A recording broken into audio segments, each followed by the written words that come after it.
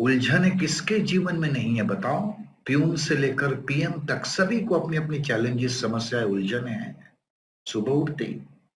लेकिन उलझनों को ही जीवन से बड़ा मान लेना यह अविवेक है।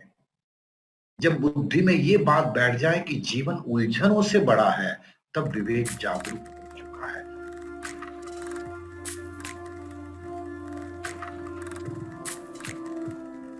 तो मैं साकार नहीं हूं, मैं निराकार हूं। साकार वो बदलता रहता है, वहां से गुरुजी ने शुरुआत की। जिस बुद्धि में क्षोभ, संकोच है, पूर्वाग्रह से पीड़ित हैं, जिस बुद्धि में क्षोभ है, वो बुद्धि छोटी है। गुरुजी ने यहां से शुरुआत की आज। आप देखो, जब बुद्धि कुशाग्र बन जाती है ना, एक शब्द गुरुजी बार बार यूज कर रहे थे, प्रकांड बुद्धि। हम सभी ने शब्द सुना है, मतलब एक ऐसी बुद्धि जिसमें उच्च प्रकार की सजगता स्थापित हो चुकी है। गीता में एक शब्द है, निश्चयात्मिका बुद्धि। एक ब्रॉडन अवेयरनेस के साथ ही वो बुद्धि सोचती है और हम उन निर्णयों पर आगे बढ़ते हैं। लेकिन जो बुद्धि क्षोभ से ग्रसित हैं, पीड़ा, दर्द, कॉन्सेप्ट्स, प्रेजुडाइजेस, इन सब से ग्रसित है, वो बुद्धि छोटी है। यदि जीवन में हम दुख का अनुभव बार बार कर रहे हैं, तो इसका एक ही कारण है कि हमारी सोच जो है बुद्धि में, वो सीमित है। सीमित बुद्धि का लक्षण ही दुख है, गुरुजी ने आज ये कहा। क्योंकि वो बुद्धि जजमेंटल होती है। बात बात में वो बुद्धि व्यक्ति, वस्तु और परिस्थिति के प्रति अपने जजमेंट बनाती रहती है। हाँ, कोई व्यक्ति हमारे पास आकर किसी व्यक्ति के बारे में, कोई यार ये व्यक्ति से संभालना, ये ऐसा ही है, ये ऐसी ही है, वो व्यक्ति जब ऐसी बात करता है, हमने उस व्यक्ति को देखा भी नहीं, हम मिले भी नहीं, लेकिन जब उस व्यक्ति के सामने जाते हैं, तो वो जो पहले व्यक्ति ने इस व्यक्ति के बारे में बात की, वही बातें उस चश्मे से ही हम उस व्यक्ति को जज करते हैं। होता है कि नहीं? आप देखना, कई बार हमारे साथ ऐसा हुआ। हमारे जो आसपास के लोग हैं, जो क्लोजेस्ट लोग हैं, या जिनके बारे में कभी हमने धारणाएं बनाई थी, अनजाने लोग, जब आप उनसे कम्युनिकेशन करते हो, तो आपको बिल्कुल अलग ही अनुभव होता है। मैं जो सोचती थी या वो कह रहा था, वो तो बिल्कुल नहीं है, ये तो व्यक्ति ज्यादा बेहतर है, अच्छा है। Have you had this experience? बार बार हमारी बुद्धि की जो धारणा है वो टूटती है। फिर भी ये धारणा बनाने का काम, या हमारी बुद्धि इस वृत्ति से मुक्त नहीं होती। हम फिर भी धारणाएं बनाते चलते हैं, और ये बुद्धि को सीमित बनाती है। जैसे भाई, ये कॉन्सेप्ट्स या प्रेजुडाइजेस क्या करते हैं, हमारे मन की आंखों के आगे दीवारें खड़ी कर देते हैं, हमारा विजन बहुत सीमित हो जाता है। तो गुरु जी कहते हैं, जो बुद्धि सुख दुख, ऊंच नीच, ये सबसे परे है ना, वो बुद्धि प्रकांड बुद्धि है। अगाध बुद्धि, प्रखंड बुद्धि, जो बुद्धि कॉन्सेप्ट्स, प्रेजुडाइजेस, और जिस बुद्धि में विवेक जागरूक हो चुका है। आपने एडवांस कोर्स किया हो तो उसमें ये ज्ञान के 4 स्तंभ, जिसमें पहला विवेक, दूसरा वैराग्य, तीसरा शक संपत्ति, और चौथा मोक्ष। तो कल मैंने विवेक का एक उदाहरण दिया था, मैं रिपीट करता हूं क्योंकि ये सेंटेंस मुझे बहुत अपील करता है। उलझन किसके जीवन में नहीं है बताओ। प्यून से लेकर पीएम तक सभी को अपनी अपनी चैलेंजेस, समस्याएं, उलझने हैं सुबह उठते ही। लेकिन उलझनों को ही जीवन से बड़ा मान लेना यह अविवेक है। जब बुद्धि में ये बात बैठ जाए कि जीवन उलझनों से बड़ा है, तब विवेक जागरूक हो चुका है। वो बुद्धि कुशाग्र बन चुकी है, प्रकांड बुद्धि बन चुकी है। फिर छोटी छोटी बातें उससे जजमेंट बनते नहीं। आप ओपन माइंडेड होकर जीवन जीते रहते हो। आप हर चीज, कोई व्यक्ति, वस्तु, परिस्थिति आपके साथ कैसा भी व्यवहार हो, कैसी भी परिस्थिति निर्माण हो, आप भीतर से अचल अटल रहते हो। ये बुद्धि को प्रकांड बुद्धि कहते हैं। हम अक्सर धारणाएं बना बना के बुद्धि को सीमित कर देते हैं, मन को परखते नहीं है, यही समस्या है।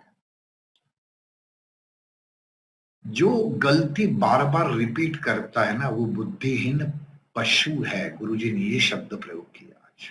जो अपनी ही गलतियों से सीख लेता है, दोबारा वो गलतियां नहीं करता है, वो बुद्धिमान है। तो एक तेलानी राम की बहुत सुंदर स्टोरी थी, लगती है फनी, लेकिन उसमें बहुत सुंदर मैसेज था कि भाई तेलानी राम के पास एक आदमी आया कर्जा लेने के लिए, भाई मुझे पैसे उधार दे दो। अब कि तेलानी राम के मन में यही था कि ये तो भाई सबसे सुना है, ये कभी पैसे वापस लौटाता ही नहीं। उसको मना कर दिया क्योंकि विश्वास नहीं था। फिर भी वो व्यक्ति ने मांगा तो तेलानी राम ने चलो एक बार दे देते। पैसे गए समझकर उसने दिए। अब ये जो आदमी कर्जा लेके गया, उसने कर्ज वापस लौटा दिया। तो उसकी धारणा टूटी, भाई मैं तो मानता था ये व्यक्ति कभी कर्जा लौटाता नहीं, उसने वापस कर दिया। अब थोड़े दिन के बाद वो इंसान को पैसे की जरूरत फिर से पड़ी, फिर आया, फिर मांगा पैसा, कर्जा मांगा। बोले मैं नहीं दूंगा। बोले देखो भाई, मैंने पहली बार कर्ज लिया तो लौटा दिया, आप मुझे मना क्यों कर रहे हैं? तो तेलानी बोलते तुमने मेरा भरोसा तोड़ा। क्योंकि मैं तो यही समझता था तुम कर्जा वापस करते ही नहीं हो। तुमने कर्जा वापस करके मेरी धारणाओं को तोड़ा। तुम अपने वादे से मुकर गए, मैं कर्जा नहीं दूंगा। ये अज्ञानता की पराकाष्ठा है। जीवन में यही होता है। धारणा बनती जाती, मेरी बुद्धि की धारणा टूट के बताती है कि बुद्धि छोटी है। कितनी बार धारणा टूटी, फिर भी हम धारणा बनाना छोड़ते नहीं है। वो कहते हैं ना, accept the people and situation as they are, opposite values are complementary, live in the present moment। अब आप देखोगे अपना जो हैप्पीनेस प्रोग्राम है ना, गुरु जी ने सब कुछ उसी में दे दिया है। आज उसी की बात कर रहे हैं गुरुदेव। प्रकांड प्रकांड बुद्धि, अगाध बुद्धि मेरे भीतर ही है, बस उसको जाग के देखो।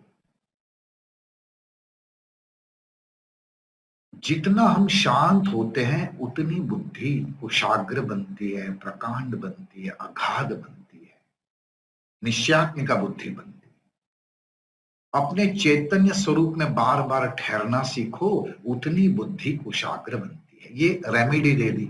भाई बुद्धि क्षोभ से पीड़ित ग्रसित हो जाए तो वो बुद्धि को कुशाग्र या चैतन्य स्वरूप या प्रकांड कैसे बनाए? तो गुरु जी कहते शांत हो जाओ, विश्राम करो। विश्राम करने से होश बढ़ता है, ये हम सभी का अनुभव है।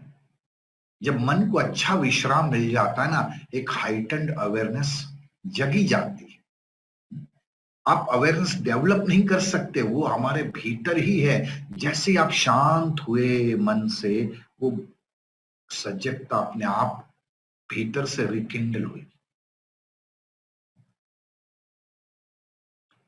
होश बढ़ते ही मन प्रसन्न होने लगता है और प्रसन्न मन में परमात्मा का प्रकाश होता है। मैं साकार नहीं हूं, मैं निराकार हूं, मैं आकाश रूपी चैतन्य हूं। फिर जब ये अनुभूति आ जाती है तो फिर दोबारा जन्म नहीं होता है। इतने सालों से हमने अपेक्षाओं की आग को देखा है और बार बार जले हैं उसमें, फिर भी हम कई बार इस सत्य से विमुख हो जाते हैं, या वो माया हमें बार बार खींचती रहती है। हमने देखो कितनी चाह, बचपन से लेकर आज तक कितनी इच्छाएं, अपेक्षाएं उठी और कितनी तृप्त भी हो गई, फुलफिल भी हो गई, फिर भी हाथ खाली ही रहते हैं। सच बताओ। गुरु जी कहते शांत हो जाओ, शांत हो जाओगे तो ठंडक प्रसरेगी और ठंडक प्रसरते ही बुद्धि प्रकांड बनेगी। तो शांत हो जाओ, इसका मतलब गुरुजी ने यहाँ पर ये बताया, इसका मतलब ये नहीं है कि इच्छा ही मत करो। मुझे इच्छा नहीं करनी, ये भी एक इच्छा होगी। आप जितनी इच्छाओं को दबाओगे, इफ यू रेजिस्ट परसिस्ट, हमने ये भी जाना है, सुना है। तो गुरुजी कहते हैं चिन्ह मात्रा की वासना में टिको, एक वासना में, एक इच्छा में ठहर जाओ, एक इच्छा में कि मुझे मोक्ष, मैं मुक्त हूं, मैं चेतन स्वरूप हूं, मैं प्रकाश हूं, मैं ही परमात्मा हूं, बस इसी की अनुभूति बार बार करनी है। ये चाह हम बना लेते हैं। चाह तो उठेगी, उस इच्छा चाह या वासना को दिशा देने की बात गुरुदेव कर रहे हैं। जब थकते हैं तब कहते हैं कि जीवन नहीं चाहिए, अब बहुत हुआ, नहीं जीना। गुरु जी ने बोला है, बच्चे जब पढ़ पढ़ के थक जाते हैं, बस अब मैं नहीं पढ़ना चाहता, बहुत पढ़ लिया लाइफ में। तो ये जो है ना, ये पीड़ा दुख की पराकाष्ठा, यानी जीवन से थक गए, वो दुख झेलते झेलते, बाहर के जगत में सुख ढूंढते ढूंढते थक कर ये आवाज निकलती है। लेकिन यही आवाज यदि ज्ञान से निकले कि व्हाट इज लाइफ, क्या यही जीवन है या जीवन उससे परे है, मुझे तो एक ऐसी मुक्ति चाहिए जो क्षण क्षण हो, तो फिर आप आत्मज्ञानी हो, और वो शक्ति आपके भीतर है। जब हम ये कहते हैं, ये इससे मैं बाहर आना चाहती हूँ, मुझे मोक्ष चाहिए, तो समझ लो ये मुमुक्षत्व की इच्छा ही श्रेष्ठतम इच्छा है। फिर पुनर्जन्म नहीं होता है। यदि आते भी हो तो अपनी मर्जी से आते हो। जैसे शीशे में, एक श्लोक बोल के गुरुजी ने ये कहा, जैसे शीशे में चेहरा दिखता है, वैसे ही ठहरे हुए मन में परमात्मा और ईश्वर दिखते हैं। ये हम सभी का अनुभव है। मैं यहाँ पर एक मेरे अनुभव से एक बात करूंगा। आप सभी ने सुना है, पढ़ा है, जाना है, ये पूरी सृष्टि प्रकृति 3 गुणों से बनी है ना? कौन कौन से? सतोगुण, रजोगुण और तमोगुण। इसके डिटेल में नहीं जाऊंगा, मैं ऊपर ऊपर टच कर लेता हूँ। रजोगुण यानी क्या? It's a form of activity. हम जितनी भी एक्टिविटी कर पाते हैं वो रजोगुण के कारण। अभी आप ऐसे चेहरे से हाँ भी बोल रहे, ये मूवमेंट जो हो रही है वो रजोगुण के कारण। मुझे अभी पानी पीना है, मन से विचार आया, लेकिन विचार से पानी का ग्लास हाथ में नहीं टपकेगा, मुझे ये मूवमेंट करनी पड़ेगी। ये जो मूवमेंट मैं कर पा रहा हूँ, मोबाइल ऑपरेट कर पा रहा हूँ, खाना पका रहा हूँ, काम कर पा रहा हूँ, ये रजोगुण के कारण होता है। यानी रजोगुण जरूरी है, लेकिन ये इम्बैलेंस होता है तब समस्या होती है। आज उसकी चर्चा मैं नहीं करूंगा। इसी तरह तमोगुण भी जरूरी है, क्योंकि तमोगुण के कारण हम सो पाते हैं। आप देखो, कोई दिन रात को सो ही नहीं पाते हो, दूसरा दिन कैसा जाता है आपका? हाँ? मैं कई बार कहता हूँ, आप जिसको गुरु या आदर्श मानते हो, उनको 4-5 दिन सोने मत दो, छठे दिन मिलने जाना। आप कहोगे ये यही वही गुरु है जिनकी मैं पूजा करती थी, जिनके आदेशों का पालन करता था। वो 6 दिन उन्होंने नींद नहीं दी होगी तो उनका चेहरा, उनकी वाणी, वो आक्रोश से भरे हुए दिखेंगे, चेहरा भी बदल गया होगा। कहने का मतलब, एक धार्मिक आध्यात्मिक व्यक्ति को भी नींद की जरूरत है। तमोगुण है, इसके कारण हम सो पाते हैं। तो तमोगुण की अपनी महत्ता है। वो बढ़ जाता है, वो जड़ता लाता है, वो चैप्टर अलग है। आज जो मैं बात कर रहा हूँ, गुरु जी ये कह रहे हैं कि शांत होते ही बुद्धि कुशाग्र बनती है, मन प्रसन्न होता है, वो प्रसन्न मन में परमात्मा का अनुभव हो जाता है। तो सतोगुण से हम बने ही है। आप मुझे इशारे से कुछ चीजें बताना। जब भी आप तनाव मुक्त होते हो, जब आप फुल्ली मेंटली, इमोशनली, फिजिकली आप रिलैक्स्ड होते हो, तब आपकी एनर्जी लेवल कैसा होता है? अप या डाउन? इशारे से बताना। आप होता है ना? उन क्षणों में एंथुजियाज्म, उत्साह भी कैसा हुआ होता है? मरा हुआ या एकदम उठा हुआ, जीवंत? हाँ? उन क्षणों में मन भी कैसा रहता है? उन क्षणों में आप शेयरिंग भी कैसे करते हो? खुल के या झिझक के? बताओ जरा। उन क्षणों में आप औरों की केयरिंग भी कैसे करते हो? बिना डरे, चल आजा यार, मैं हूं, सब ठीक हो जाएगा, मैं हूं ना। मैं ये कह रहा हूं, जब हम physically, mentally, emotionally stress free होते, रिलैक्स्ड होते हैं, तो एंथुजियाज्म, ऊर्जा, शेयरिंग, कैरिंग, प्लेजेंटनेस, ये सारे गुण अपने आप ही अभिव्यक्त होते हैं, उसके लिए प्रयास नहीं करना पड़ता है। आप समझ रहे हो? ये सत्वगुण है, सत्वगुण से हम बने हैं, वो सत्वगुण वही परमात्मा है। मैं जब शांत हुए, वो शांत मन में ये सारे गुणों का अनुभव होते, भीतर आप फैलने का अनुभव करने लगते हो, और वो अंदर का आकाश बाहर के आकाश के साथ मर्ज हो जाता है। गुरु जी यही कह रहे हैं कि भाई तुम शांत हो जाओ, फिर रिबर्थ की जरूरत नहीं रहती, वो फ्रीडम रहती, आना है या नहीं आना है वो चॉइस रहती। जैसे शीशे में चेहरा दिखता है, वैसे ही शांत और ठहरे हुए मन में परमात्मा और ईश्वर दिखते हैं। फिर एक स्टोरी वो तेलानी राम की बताई, बहुत सुंदर थी, ये भी फनी स्टोरी। गधे और सब्जी वाली, वो तेलानी राम गधे पर सब्जी लाद के फिर बेचने निकलते, तो जैसे ही वो सब्जी ले लो सब्जी ले लो चिल्लाते, वो आवाज से गधा भी अपनी आवाज से उसी समय चिल्लाना शुरू कर देता। तो तेलानी राम बड़े विचलित हो गए, यार मेरी आवाज लोगों को सुनाई नहीं दे रही, जैसे ही मैं बोलना सब्जी ले लो सब्जी शुरू करता हूँ, ये गधा अपनी आवाज निकालना शुरू कर देता है। सब्जी मंडी में गए, चलो वहां बेच दे, किसी ने नहीं खरीदी क्योंकि आवाज ही नहीं सुनाई दिया। तो सब्जी मंडी में भी सेम ही हुआ, वो बोले और गधा बोले एक साथ साथ। तो तेलानी राम गुस्से से बोले, भाई सब्जी तू बेच रहा है या मैं बेच रहा हूं? सुनने में तो फनी लगता है, लेकिन जीवन में यही होता है। एक अंतरात्मा की आवाज जो रियल में सब्जी बेचने या अनुभव कराता है, जो हम हैं, और एक मन की आवाज। मन को गुरुजी ने गधे के साथ कंपेयर किया, ये बोलता ही रहता है, शांति नहीं होता, और मन की आवाज में अंतरात्मा की आवाज दब जाती है। तो वही कह रहे थे, वो जो धूल जमी है मन में उसको पोछो, उसको पोछते ही शीशा साफ हुआ, और मैं परमेश्वर हूं, परमात्मा हूं, उसकी अनुभूति होने लगी। वो प्रतिबिंबित हो जाते हैं परमात्मा। साफ शीशे में जैसे हम चेहरा आसानी के साथ देख सकते हैं, स्वच्छ शांत और ठहरे हुए मन में होश जगता है, प्रसन्नता जगती है, और उसमें परमात्मा की अनुभूति स्वाभाविक होती है। और देखो, हम कई बार, आपने ये अनुभव भी किया होगा, जिनके घर पे छोटे बच्चे होते हैं ना, हम सभी उस काल से गुजरे ही है, लेकिन छोटे बच्चे जिन घरों में होते, वहां जीवंतता आपको ज्यादा देखने को मिलेगी। ये अनुभव है। हाँ, वो घर की एनर्जी अलग होगी।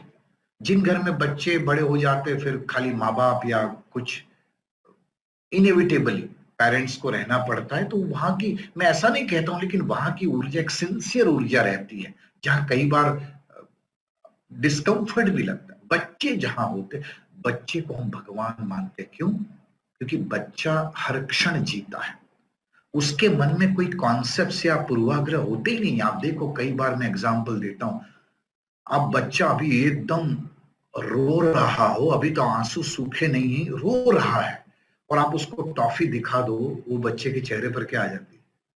स्माइल आ जाएगी। वो ये नहीं कहेगा, माँ तूने मुझे चाटा मारा, पिताजी आपने मुझे डांटा, मैं आपके हाथ की चॉकलेट नहीं दूंगा, टॉफी नहीं लूंगा। वो तो तुरंत, तो एक क्षण पहले घटना को भूल के वो टॉफी देख के प्रसन्न हो जाता है, और हमारा मूड ऑफ हो, कोई टॉफी क्या, वो डेयरी मिल्क का गिफ्ट पैक भी लाके रख दे, हम वो मूड छोड़ने के लिए तैयार नहीं। वो बच्चा पल पल जीता है। एक बच्चा परमेश्वर है, इसलिए बच्चे अच्छे लगते हैं, वर्तमान में जीते हैं बच्चे। इसी तरह आप देखना, कोई संत और गुरु की प्रेजेंस में भी हम क्यों पवित्रता, शांति और सुकून महसूस करते हैं? क्योंकि वो गुरु और संत भी एकदम बच्चे जैसे निर्दोष होते हैं, पूर्वाग्रह से मुक्त, और वो क्षण क्षण वर्तमान में जीते हैं। कई बार हमसे कोई शारीरिक रूप से गलत व्यवहार हो गया गुरु जी की उपस्थिति में, तो हम गिल्ट में आ जाते हैं, हमें लगा गुरु जी को कैसा लगा होगा, गुरु जी को कैसा लगा होगा। और गुरुजी आप दूसरी बार मिलते हो, कोई दुर्व्यवहार भी या कोई अभद्र भाषा या कुछ भी ऐसा व्यवहार हो गया, लेकिन जब गुरुजी को दोबारा मिलते हो उनके मन में तो रत्ती भर भी उसका असर नहीं होता है।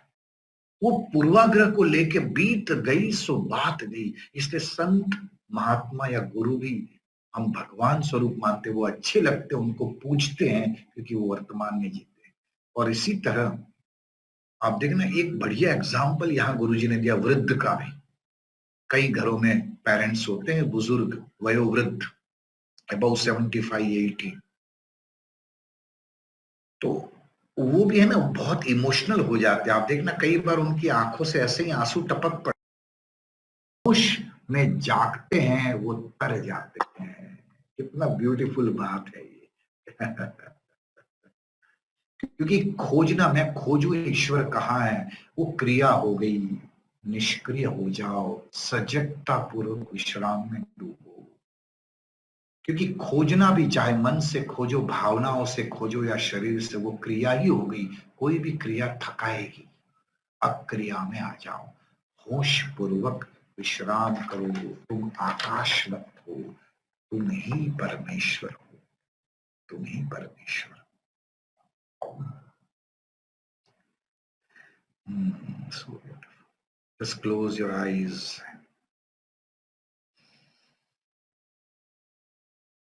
Few deep breaths, कुछ गहरी सांसें।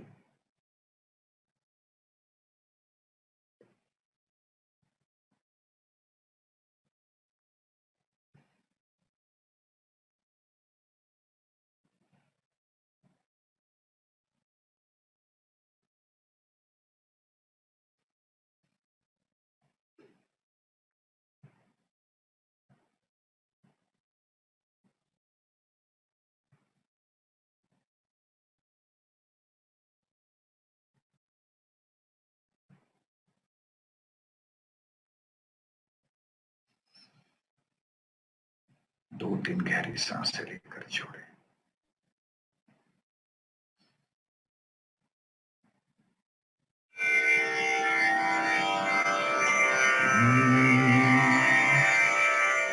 चॉइस आपका है, आंख बंद रखनी है तो बंद रखिए, खोलनी है तो खोल दे।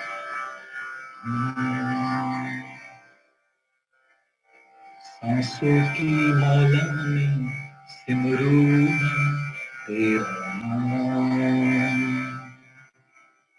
सांसों की माला में सिमरू तेरा नाम। अपने मन की मैं जानूं, टीके मन की आस, सांसों की माला में सिमरू तेरा नाम, तेरा नाम, तेरा नाम,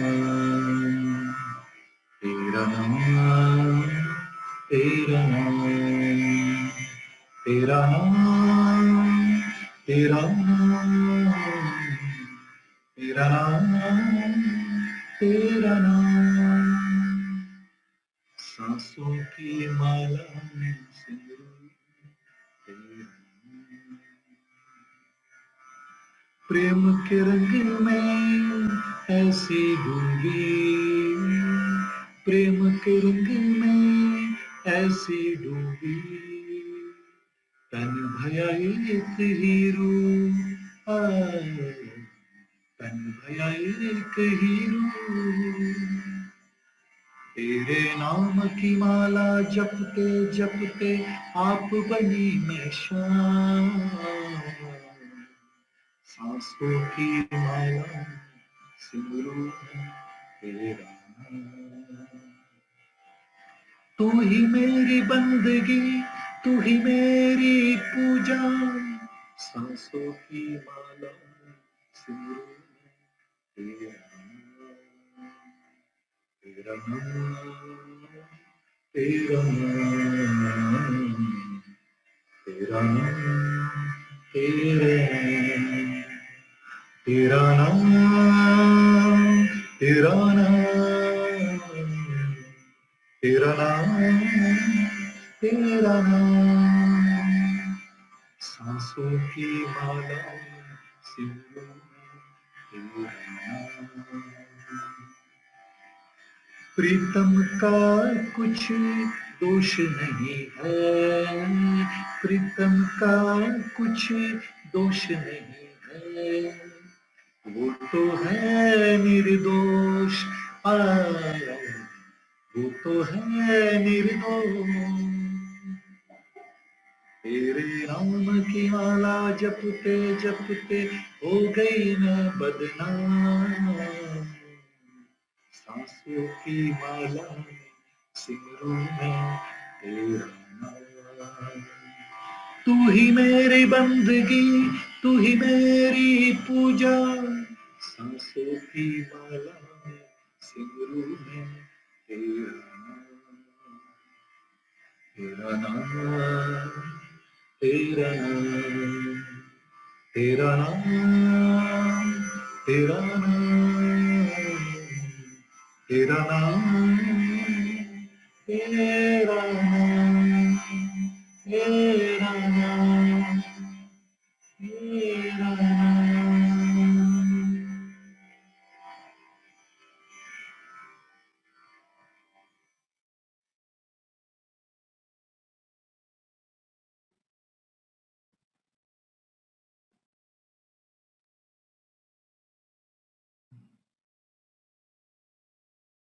जय गुरुदेव।